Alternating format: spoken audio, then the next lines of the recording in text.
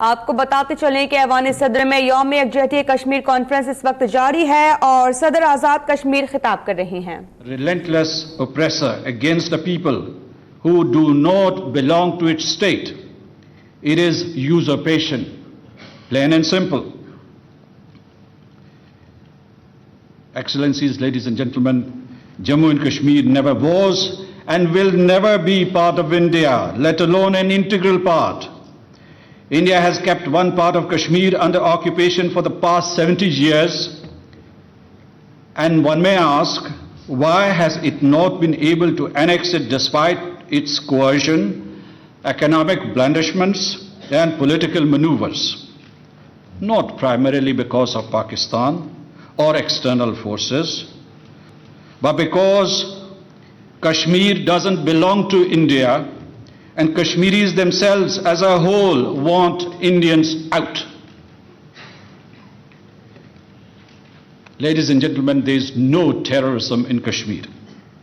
Kashmiris are unarmed and they are pitted against 700,000 Indian troops armed to teeth. Indians are not afraid of indigenous militants, whose number is not more than a few hundred according to their own official account. They are afraid of the moral and political force of hundreds of thousands of Kashmiris who chant every day the slogan of Azadi with full vigor and conviction. And this slogan resonates from every hilltop, in every valley, and in every village, and in every town, and in every city.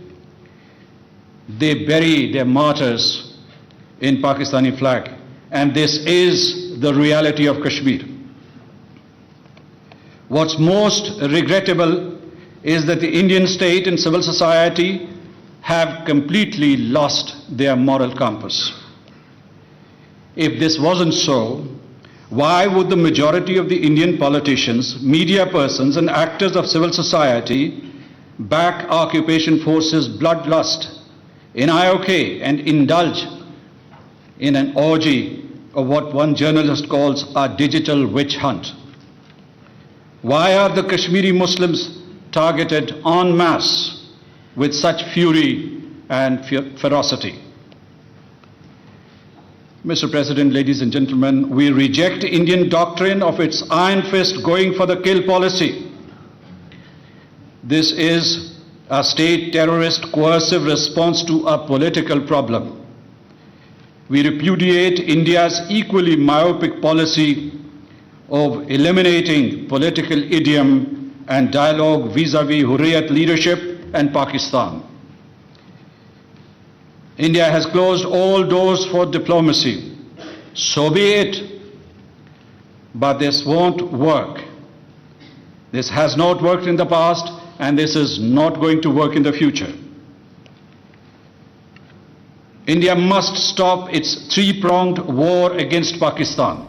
The first, unleashed in the Indian-occupied Kashmir.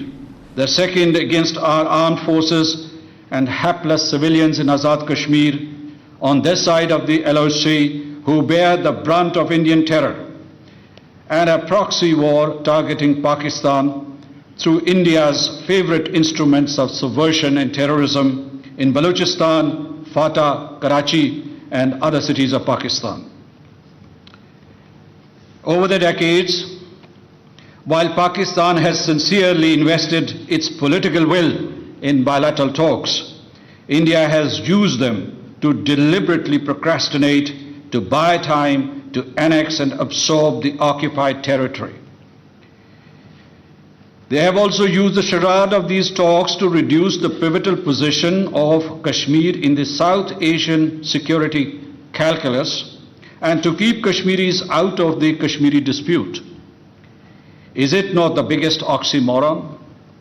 Though this is India's self-serving, blind-sided truth. The people of Jammu and Kashmir in Pakistan believe that there are three parties to the dispute: Pakistan, India, and the people of Jammu and Kashmir, and that the Kashmiris are the key party because they are the ones who have to determine their political future in accordance with the United Nations Security Council resolutions. Mr. President, ladies and सदर gentlemen, Azad I Kashmir choose conference this से खिताब moment कर रहे थे, जिसमें उन्होंने कहा कि हम भारत का हिस्सा नहीं है, भारत कभी हम पर हुक्मरानी नहीं कर सकता।